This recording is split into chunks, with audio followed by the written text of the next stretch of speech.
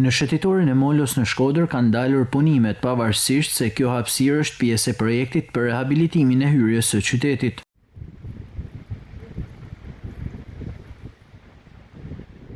Prej disa kohësh, punimet kanë mbetur të papërfunduara duke krijuar jo vetëm pamje jo të denjë për hyrjen e Shkodrës, por edhe shqetësime për qytetarët dhe vizitorët që frekuentojnë zonën. Shëtitori amenduar si një hapësirë rekreative dhe përmirësim estetik i qytetit aktualisht paraqitet e papërfunduar dhe larg funksionit për të cilin është projektuar. Në shëtitorin e Molos, punimet kanë mbetur të ndaluara prej kohësh duke krijuar një shqetësim për qytetarët dhe kalimtarët që frekuentojnë çdo ditë këtë hapësirë. Qindra banor dhe kalimtar e përdorin shëtitorin për të bërë ecje, po ashtu edhe aktivitete të përditshme.